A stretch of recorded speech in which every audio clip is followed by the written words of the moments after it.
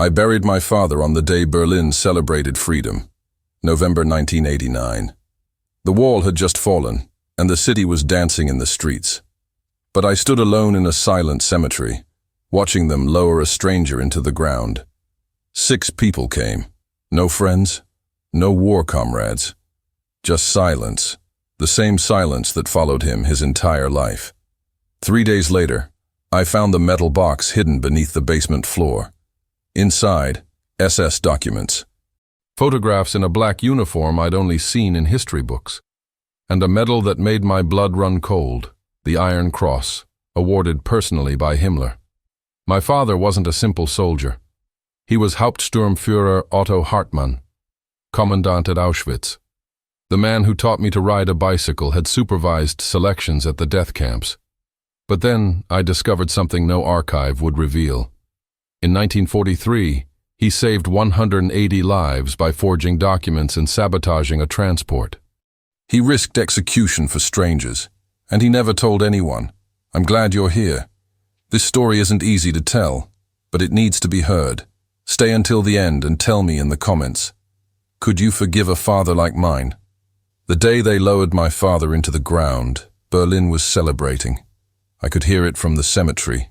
Distant cheers, car horns, the sound of a city finally exhaling after 40 years of division.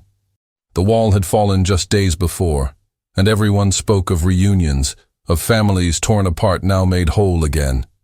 But I stood there in the cold November rain, burying a man I never really knew. 6 people came. 6. My wife held my arm, more out of duty than grief. 2 distant cousins I hadn't seen in decades. A neighbor who came because she felt obligated. And an old man I didn't recognize, standing far behind the rest, who left before I could ask his name. No friends, no colleagues, no one from the war.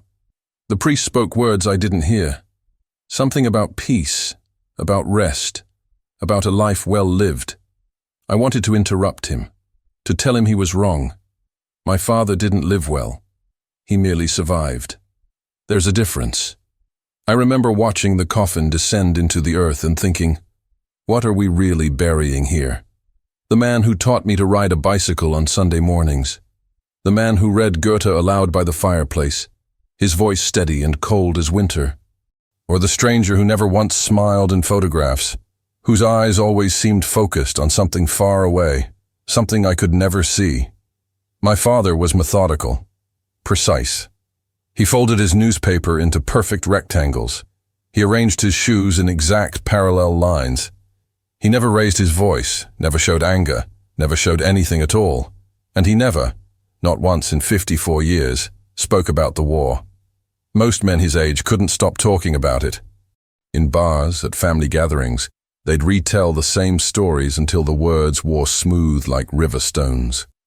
But my father, silence. A silence so thick it became its own presence in our home, sitting at the dinner table with us, sleeping in the room next to mine. I used to think it was trauma, the kind that swallows men whole and never spits them back out. Now, standing at his grave, I felt something else, something darker. He didn't die peacefully.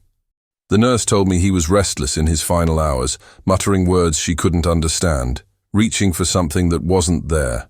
His last words were in Polish, a language I didn't even know he spoke. Was für ein Mann war er? My wife asked quietly as we walked away. What kind of man was he? I didn't answer, because I didn't know. The earth covered him, but the questions remained. 3 days later, while emptying his house that still smelled of mothballs and old secrets, I found the basement door locked from the inside. That locked door haunted me through the night.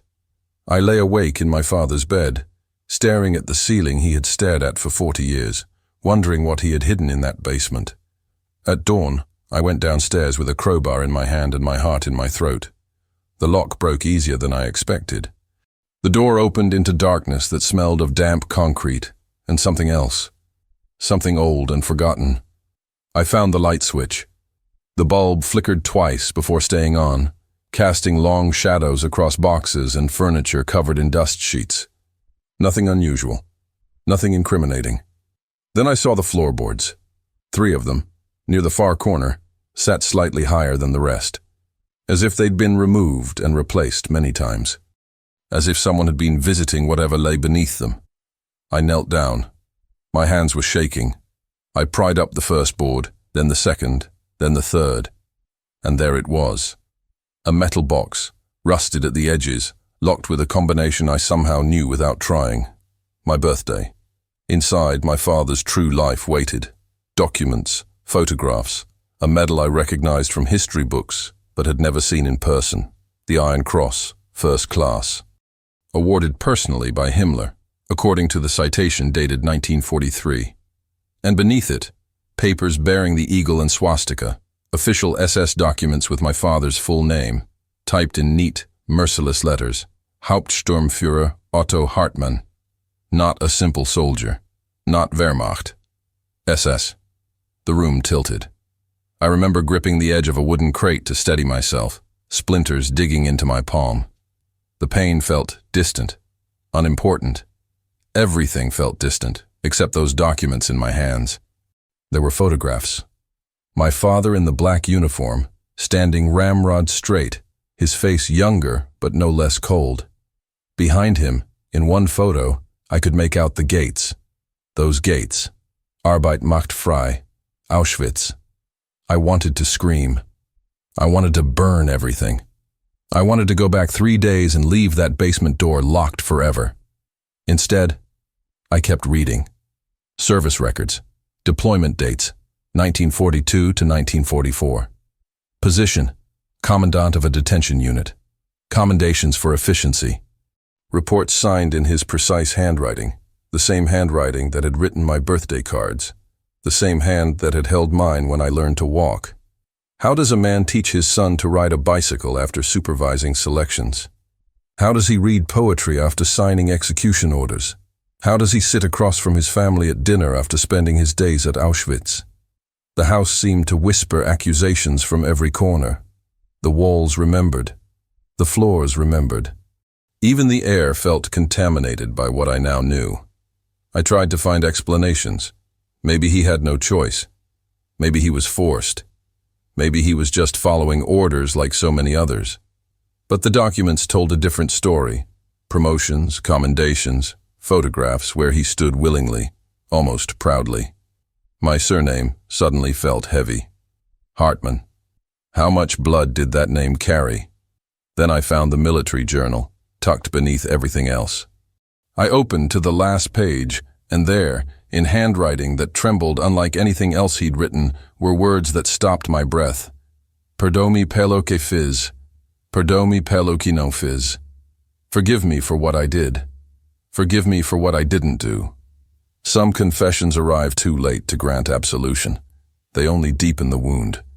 But those words followed me to the East German archives, where I decided to uncover the complete truth, even if it destroyed me.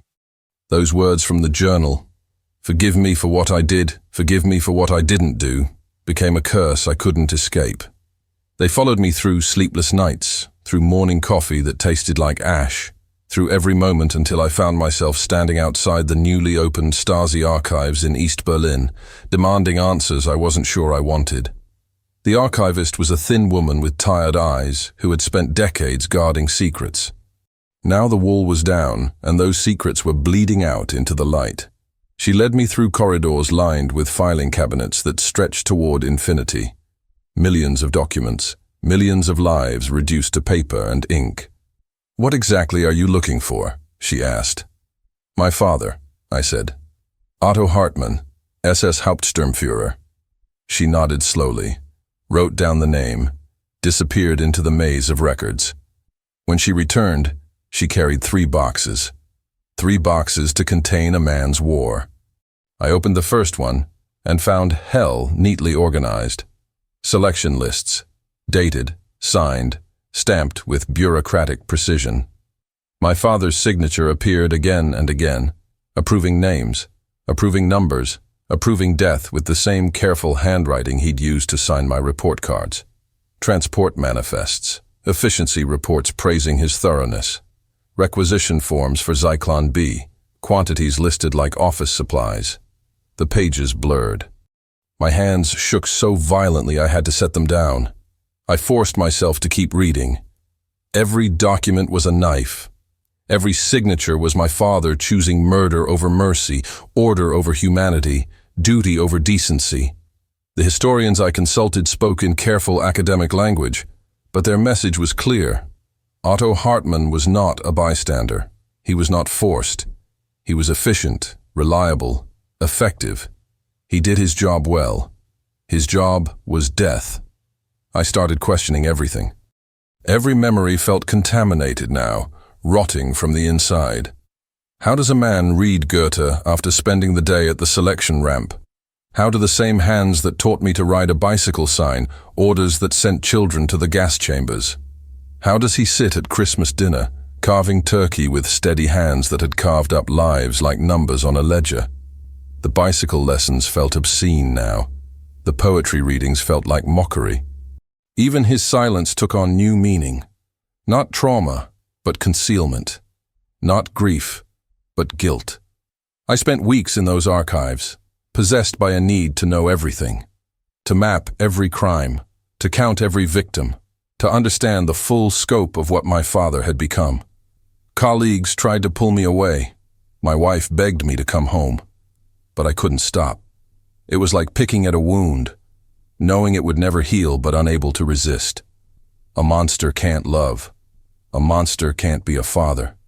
Yet somehow he was both, and I was the proof. One evening, as I was about to leave, exhausted and hollow, the archivist approached with a different folder. Her expression had changed, curious, almost confused. "I found something unusual," she said, placing it on the table. "Irregularidades, no transporte 4477. Investigação interna da SS. Internal investigation into transport irregularities. Your father was questioned by the Gestapo in 1943. I stared at the yellowed folder, my heart suddenly loud in my ears. "Questioned for what?" "That," she said quietly. "You'll have to read for yourself. Some documents don't just reveal the past, they shatter everything you thought you knew about it." The yellowed folder sat on the table between us like something dangerous. I could feel my pulse in my fingertips as I opened it, expecting more evidence of my father's crimes. What I found instead was a crack in the certainty I'd built around his guilt. Transport 4477, March 17th, 1943. Scheduled departure, 0600 hours. Destination, Auschwitz-Birkenau, special treatment. 180 names listed in alphabetical order, each one marked for the gas chambers within hours of arrival. But they never arrived. The investigation report was marked classified and signed by 2 Gestapo officers. My father had been interrogated for 3 days. The transcripts were clinical, detached, but I could feel the danger beneath every question. Where did the transport go? Who authorized the route change? Why were the records altered?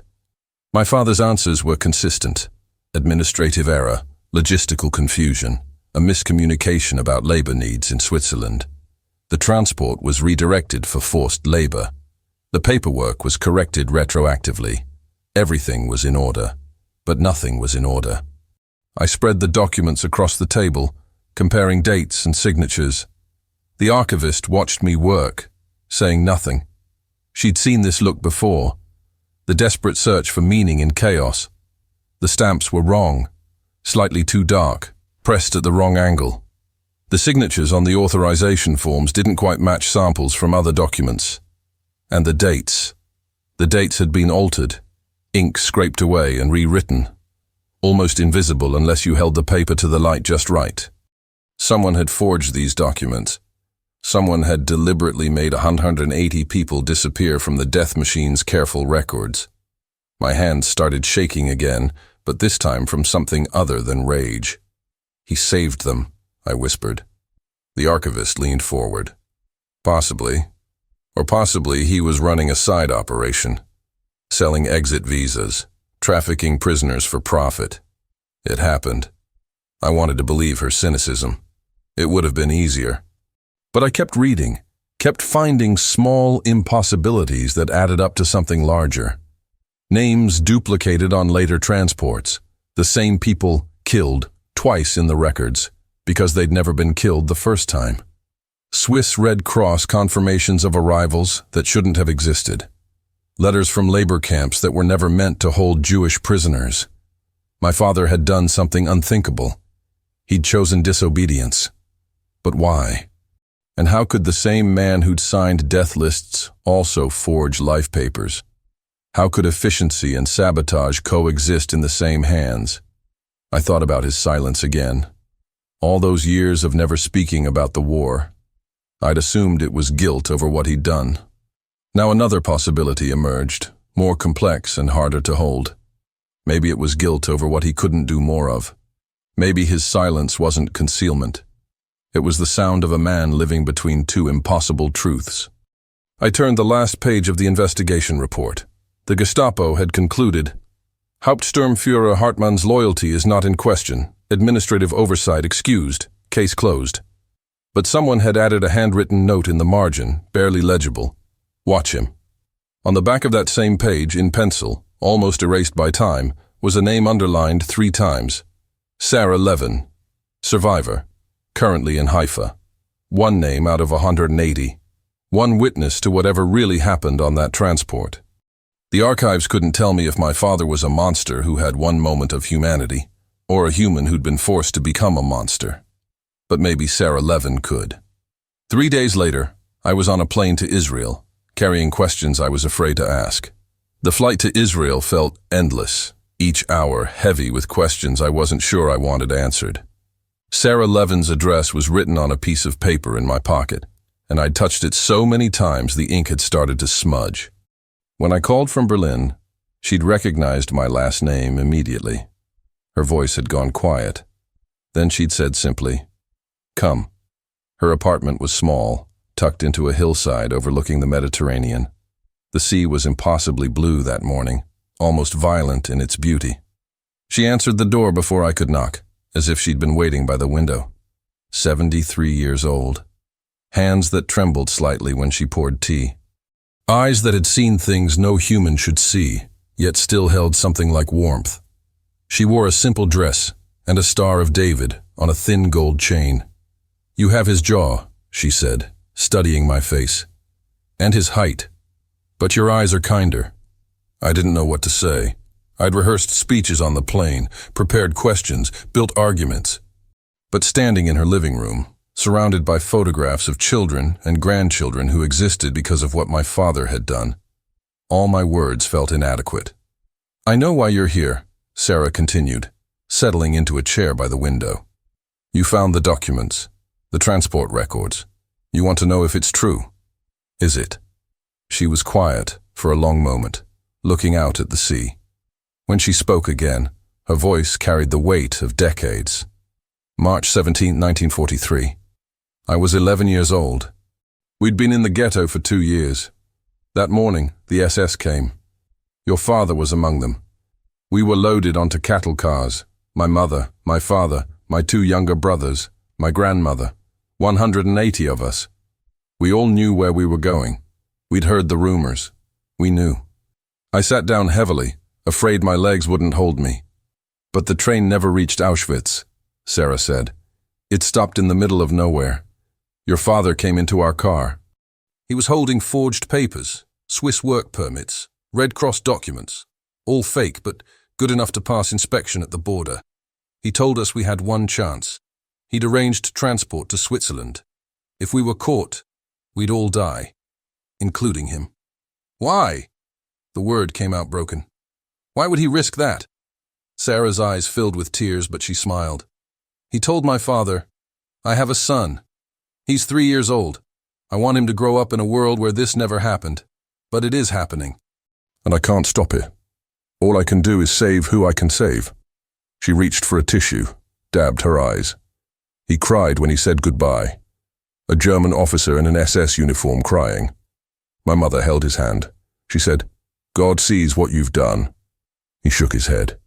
He said, "If God sees, then God knows I've done too little. Too late." The room tilted. I gripped the arm of the chair. We made it to Switzerland. All 180 of us. Your father saved my entire family. My brothers grew up. They had children. I have 17 grandchildren now, Herr Hartmann. 17 lives that exist, because your father chose mercy when mercy was forbidden. She stood slowly, walked to a drawer, and pulled out an envelope yellowed with age. He gave me this, asked me to burn it, but I couldn't. I think he knew I wouldn't. She placed it in my hands. The envelope was addressed to no one, just sealed and waiting.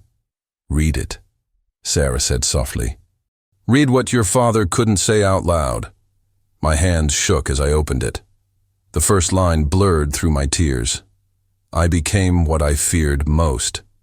That night in the hotel room, I sat by the window with my father's letter in my hands, watching the Mediterranean turn dark under the stars. Sarah's words echoed in my mind. Read what your father couldn't say out loud. And I was terrified of what I might find. But I'd come too far to turn back now. The handwriting was shakier than in the military documents, written by a hand that trembled with something beyond age. The date at the top, April 1943, 1 month after Transport 4477. I became what I feared most, it began. My father wrote about joining the SS in 1938, 21 years old and full of conviction. He believed in order, in discipline, in serving something larger than himself. The words on the page were almost naive in their earnestness, describing a young man who thought he was building a better Germany. I could barely recognize him. Then came the gradual descent. Small compromises that became larger ones. Orders that troubled him at first, then bothered him less, then didn't bother him at all. He described it like drowning in slow motion. Each day the water rose a little higher, and each day he convinced himself he could still breathe. I stopped seeing them as people, he wrote. It was easier that way. Numbers on a page, names on a list. Efficiency became mercy. The faster we worked, the less they suffered. I told myself this lie so many times I forgot it was a lie. My hands tightened on the paper. I wanted to stop reading, to throw the letter away, to preserve the simple hatred I'd built around his memory. But I kept going. March 1943, the selection ramp, a transport from Poland. Among the faces, a girl, maybe 10, maybe 11, clutching her mother's hand. She looked directly at my father, and in that moment, something inside him shattered. She was your age when you learned to ride your bicycle, he wrote. The same dark eyes, the same frightened courage, and I realized I would send her to die without hesitation. I had become the monster that would murder my own son if the uniform demanded it. The words blurred. I realized I was crying. That night, my father made his choice. He forged documents, falsified records, risked everything to divert Transport 4477 to Switzerland. 180 lives, one desperate act of rebellion against the machine he'd helped build. But the confession didn't stop there. I saved 180 lives, he wrote. But before that day, I contributed to the deaths of thousands. I signed the orders. I supervised the selections. I made the machine run efficiently. Those 180 do not balance the scales.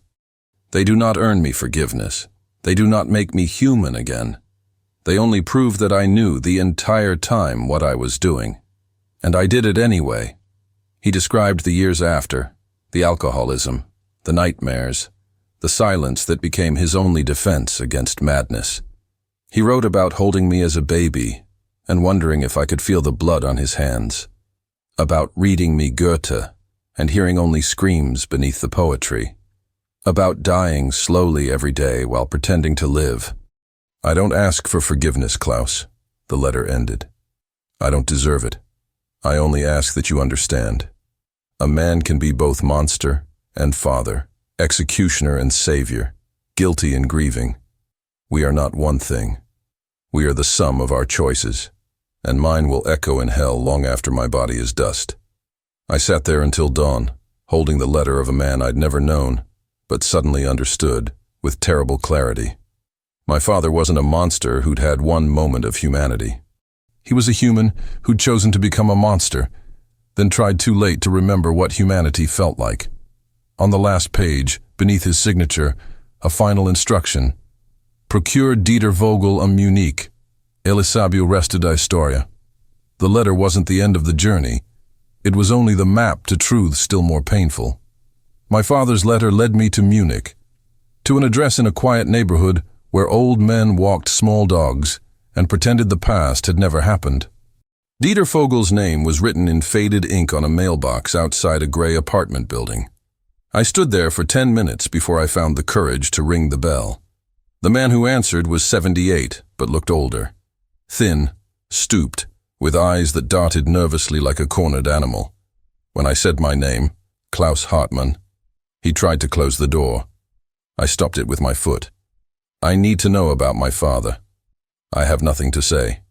You served under him, at Auschwitz. You were there when he saved Transport 4477. Dieter's face went pale. His hand trembled on the doorknob. For a moment I thought he might collapse.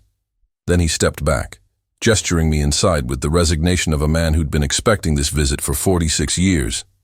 His apartment smelled of cigarettes and regret. Newspapers stacked in corners, blinds drawn against the light.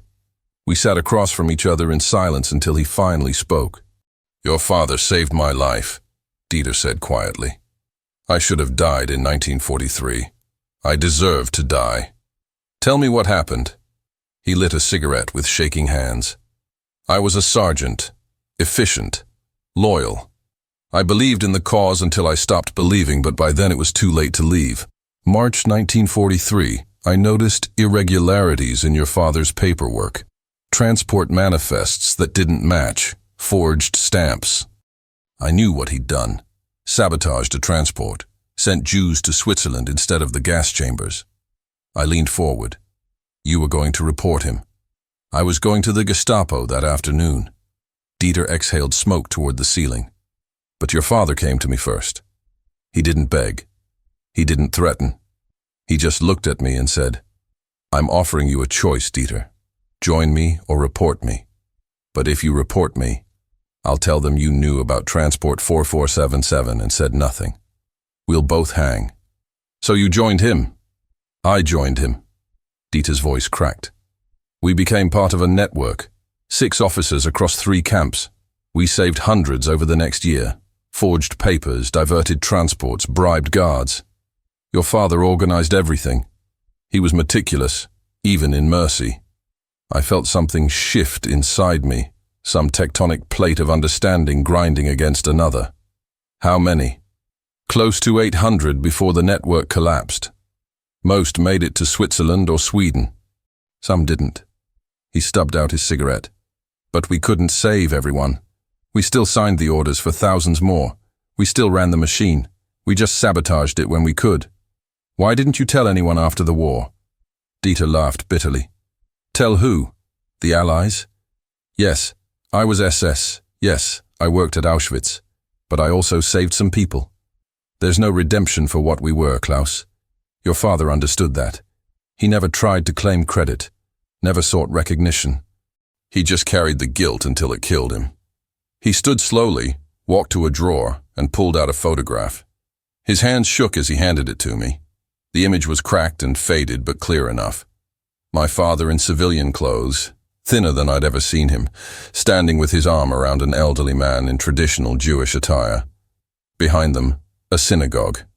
On the back, written in pencil, Zurich, September 1944. That's Rabbi Lieberman, Dieter said. Your father helped his entire congregation escape. The rabbi wrote to him after the war. Your father burned the letters, but I kept this photograph. I don't know why. I stared at the image, trying to reconcile it with everything else I knew. The same man who'd signed death lists. The same man who'd supervised selections.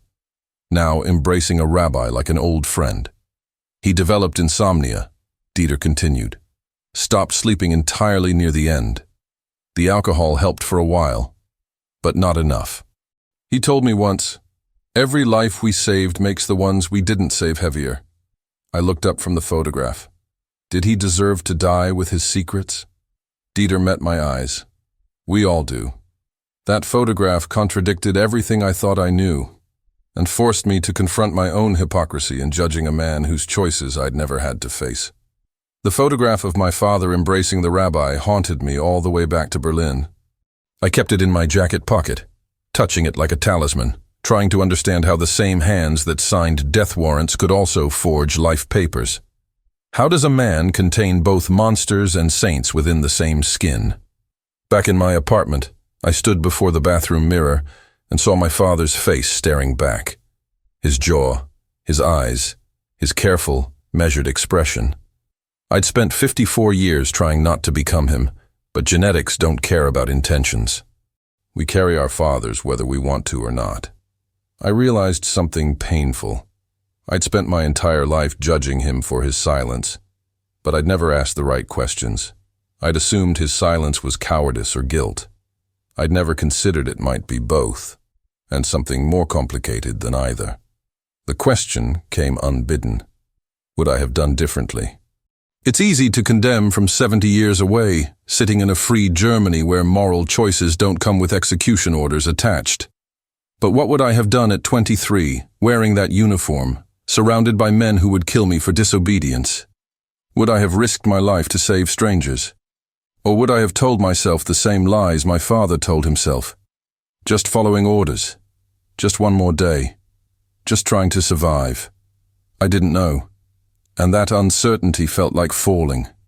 Over the next weeks, I visited the memorials, stood where the synagogues used to be, read the names carved into stone, thousands upon thousands of names that my father's signature had helped add to the list, but also hundreds of names that existed because he'd chosen differently, even if too late. I met others like me, children of perpetrators carrying surnames that appeared in history books beside the word war criminal. We recognized each other immediately, this informal club of inherited shame. One woman, daughter of a Gestapo officer, told me, "We didn't commit the crimes, but we carry the consequences. That's what it means to be German." She was right. This wasn't just my father's guilt. It was collective, generational, inescapable. We inherit more than genes. We inherit history, responsibility, the obligation to remember what our parents tried to forget. But forgiveness, that felt impossibly distant. I understood my father better now. Understood that he was neither hero nor monster, but something far more uncomfortable, human, flawed, weak, corrupted by power, yet capable in rare moments of choosing mercy over obedience. He'd saved hundreds while contributing to the deaths of thousands. Both truths coexisted, irreconcilable. The question wasn't whether I could forgive him. The question was whether forgiveness was mine to give.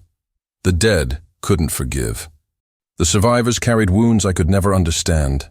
What right did I have, as his son who'd lived in peace, to absolve him? I thought about Sarah, about how she'd held his hand and said, "God sees what you've done." Not absolution, not condemnation. Just witness. Maybe that was all I could offer too, to witness, to remember, to carry both the crimes and the redemptions forward, refusing to simplify either into comfortable narratives. I was beginning to understand that living with complexity is harder than living with certainty, but it's the only honest way to carry the past. Then the phone rang. Sarah's daughter, calling from Haifa. Her mother was dying. Sarah wanted to see me one last time. I flew immediately, knowing that conversation would define whether I'd carry my father as a ghost or as a legacy. I arrived at sunset, when the Mediterranean turned gold, and the city held its breath between day and night.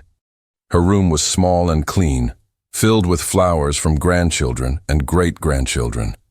Sarah looked impossibly fragile against the white sheets, her hand barely heavier than paper when I took it in mine. But her eyes were clear, sharp, still carrying the girl who'd survived what shouldn't be survivable. "You came back," she said, her voice thin but steady. "You asked me to. I'm dying, Klaus. I wanted to tell you something before I go." She squeezed my hand with surprising strength. "Your father was not a saint." The words hung between us. I nodded, unable to speak. "He committed terrible crimes. He was part of a machine that murdered millions.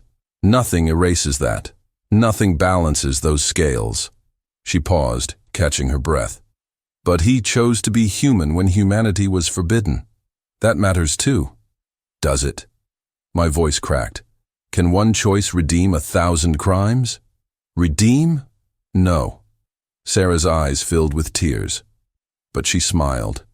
But it proves something important. Even in absolute darkness, there is choice. Your father could have done nothing. Most did nothing. But he chose to risk everything to save strangers. That doesn't make him good. It makes him human, complicated, real. She gestured to the photographs on her bedside table. Children, grandchildren, babies. 17 faces across 3 generations. The 180 people your father saved became families. More than 800 descendants alive today because of what he did in March 1943. Teachers, doctors, artists, mothers. Lives that exist because your father chose life when his job was death. I stared at those faces, trying to comprehend the mathematics of mercy. 800 lives from one act of defiance. How many more could he have saved if he'd chosen differently earlier? The question would haunt me forever. You exist because your father chose life, Sarah continued. Her breathing labored now. He could have died without ever trying to be better. But he tried. Too late, yes. Not enough, absolutely. But he tried. And that trying, Klaus, that's what makes us human. Tears streamed down my face. I don't know if I can forgive him. Forgiveness isn't yours to give. Sarah's grip tightened one last time. The dead cannot forgive. The survivors carry wounds you'll never understand. But you can do something else. You can honor the choice he made by being better than he was. By refusing silence. By remembering both the crimes and the mercy, because both are true. How do I carry both? With honesty. With humility. By telling the whole story. Not to excuse him, but to understand that human beings are capable of both monstrous evil and profound courage, sometimes in the same breath. She closed her eyes, exhausted. Your father failed catastrophically, but in his failure, he saved my life. I exist to tell you, don't waste your life trying to be perfect. Just try to be human when it matters most. I sat with her in silence as the sun disappeared beyond the Mediterranean. We didn't speak again. There was nothing left to say. She'd given me what I needed. Not forgiveness, but permission to carry complexity instead of certainty. Sarah died that night, her hand still in mine. Her final gift, a truth I'd spend the rest of my life learning to hold.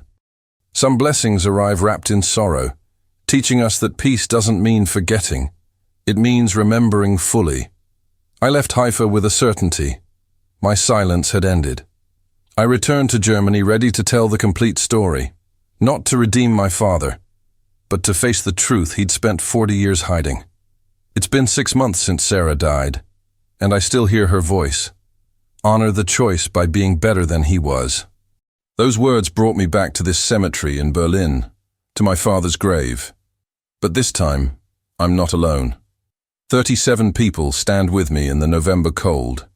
Descendants of the 180 souls my father saved. Historians who've spent careers documenting the Holocaust. 3 survivors who remember Transport 4477. A rabbi from Zurich who knew my father's secret.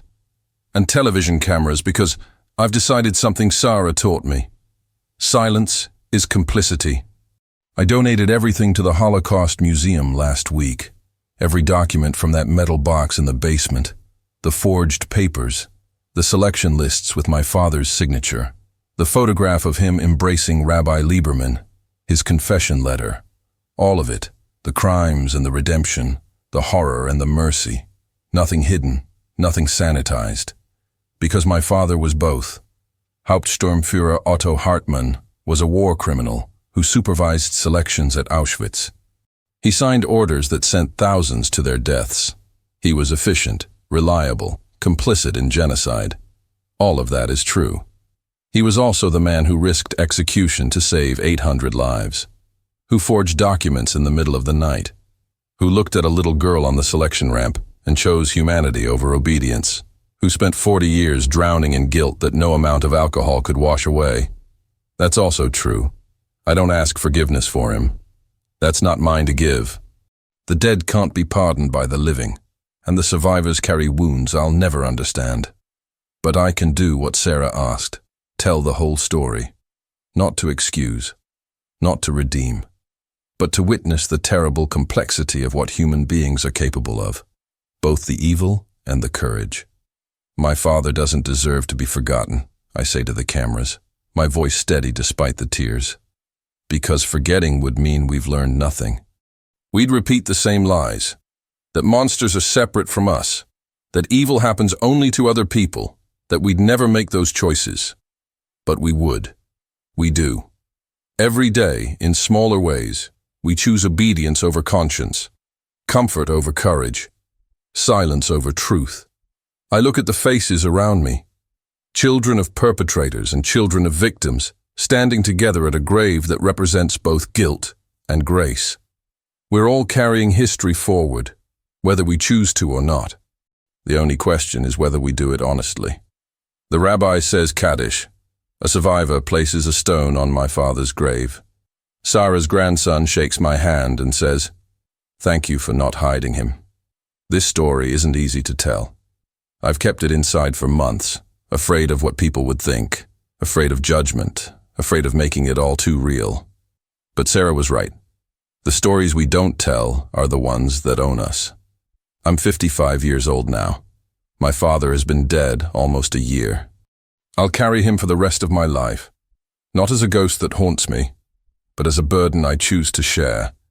Because shared burdens become bearable, and shared truths become wisdom.